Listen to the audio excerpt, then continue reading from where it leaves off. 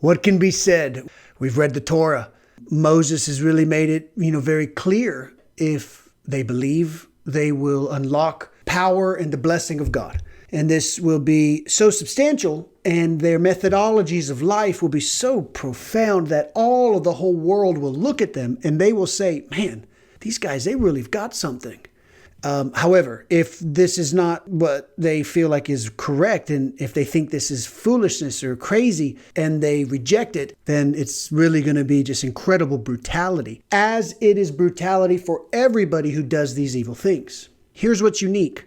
If these people come to terms with the idea that actually they are special, they're chosen, Moses tells them in this song that God will be there to rescue them, and that there will not ever be a moment where God won't be there to rescue them. Joshua will lead these people into the promised land. Moses, however, will not. But this song exists only for after they have been punished. The sooner he goes, the sooner these Israelites reject God, the sooner they realize they've rejected God, the sooner they come back to this word, and then they realize now this word is relevant. I think the idea is once it becomes relevant, through the crucible of pain and suffering, then they will hold on to this word and they will adopt it and it will become theirs. Sin harms us. Sin doesn't harm God. It separates us from God. Life with Hashem is good and amazing and wonderful, and life away from Hashem is contamination and impurity and misery. And this is the contrast. The difference between these two polar extremes rests with this nation's obedience to these laws and to these ordinances and to these covenants that I don't believe that they're going to find familiar. With that, let's go to our last reading in prayer. Father, thank you. We have made it. We have made it here, and it has not cost anything. It's been wonderful and enjoyable and amazing to read your stories. Thank you. Thank you for preserving these notes for us. It paints an image that couldn't be clearer. Unfortunately, there is a fair amount that is left unknown. Moses isn't even crossing over. Joshua is taking over. You're saying to him, have courage, but it's not going to work. So there's a lot of the story still left. I would like to know that. Help us to understand as this story closes what this message is, what can be expected, and where the hope is. This way we can know. We can have at least an idea. Thank you again for this amazing adventure. Walk us through this final reading. Amen. Deuteronomy 33. And this is the blessing that Moses, the man of God, bestowed upon the children of Israel before his death. He said, Hashem came from Sinai, having shown forth to them from Seir, having appeared from Mount Paran, and then approached with some of the holy myriads. From his right hand he presented the fiery Torah to them. Indeed, you loved the tribes greatly. All its holy ones were in your hands, for they planted themselves at your feet, bearing the yoke of your utterances.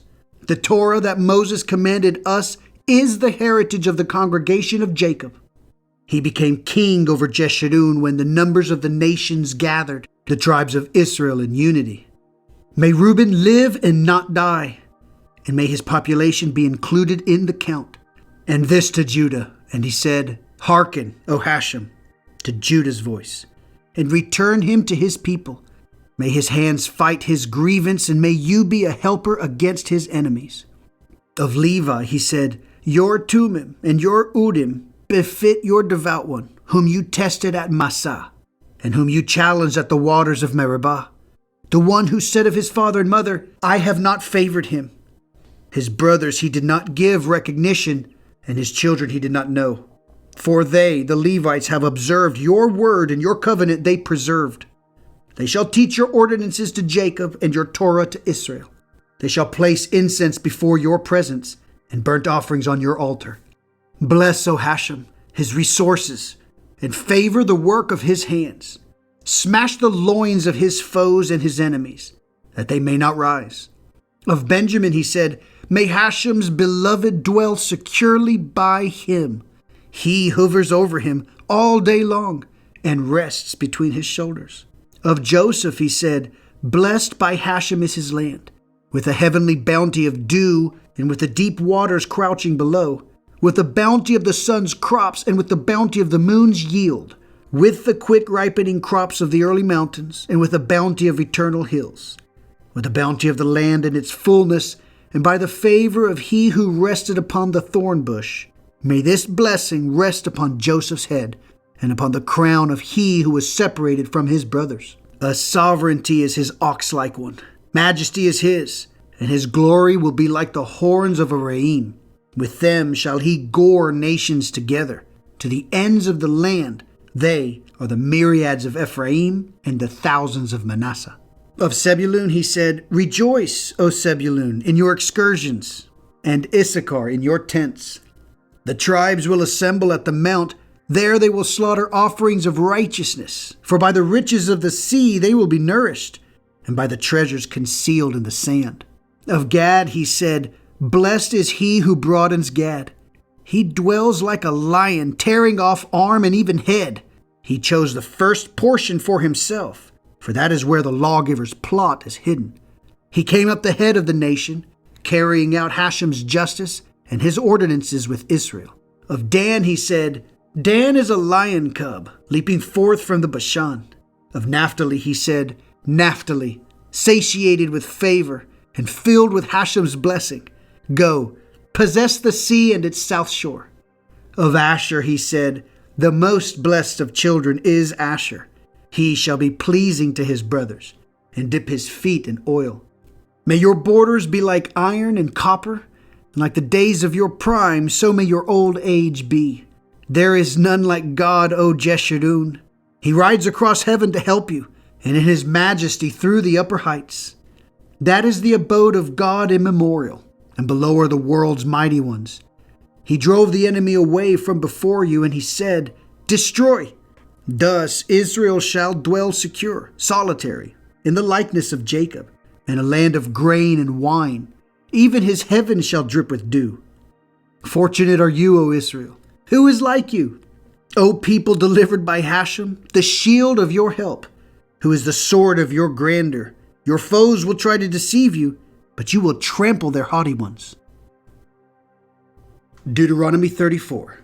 Moses ascended from the plains of Moab to Mount Nebo, to the summit of the cliff that faces Jericho.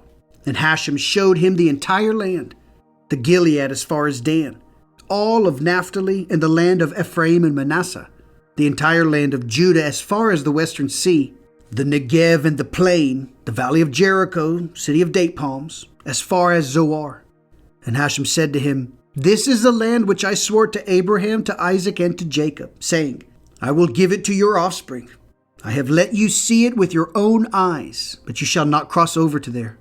So Moses, servant of Hashem, died there, in the land of Moab, by the mouth of Hashem.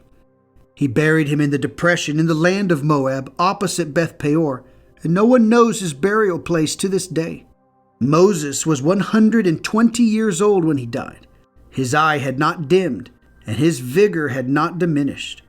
The children of Israel bewailed Moses in the plains of Moab for 30 days. Then the days of tearful mourning for Moses ended. Joshua, son of Nun, was filled with the spirit of wisdom, because Moses had laid his hands upon him.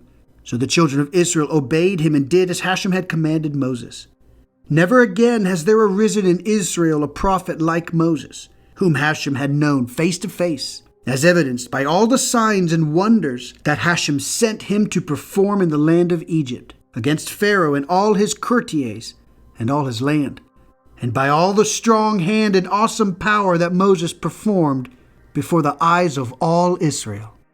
Okay, so there it is. There's this blessing. It's so magnificent. And it is to bless these really rebellious, stiff-necked people. And you can kind of contrast where Jacob was giving these blessings to now where Moses is giving these blessings to the descendants. Looking at the land of Canaan at the top of this mountain, Moses dies. They bury him. They mourn him. It's a whole thing. This is a tremendous man. And with his passing ends the story. What do we have? In the mountains of Midian, Moses comes across this burning bush, and a series of events begin to unfold. 80 years later, this Torah is written, and it details the development of man, Abraham, the whole 9 yards, everything until that moment. But Israel has not actually received this inheritance. What's left is for them to go into the land of Canaan, distribute the land, cities of refuge, the whole thing. Well, Moses is not around to write that, but Joshua, who is the commander and really kind of like the leader of this group of people, he wrote a book. And a lot of times people refer to this as being the sixth book of the Torah because in truth, it sort of like finishes that story.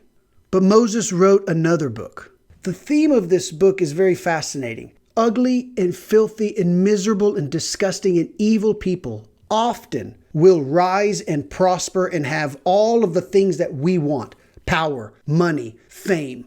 And at the same time, we see really good people, honest, wonderful people suffering, poverty, loss. Well, Moses wrote this book. It's called Job. He discusses these very fascinating yet absolutely real topics. Now that we know what the Torah says, we're probably better equipped to go into these other books. So I have demonstrated for you, my beautiful children, what it is to read the book. The next set of writings happens from all of these people who have come from this group. They're going to have some prophets, and they're most certainly going to have these judges. And I guess they have some kings, and they all were writing about how the nation of Israel responded to the rules and the stories that have been written in these 5 books of the Torah. The stuff uncensored it's pretty gnarly. I love you. God bless you. The NQE is out.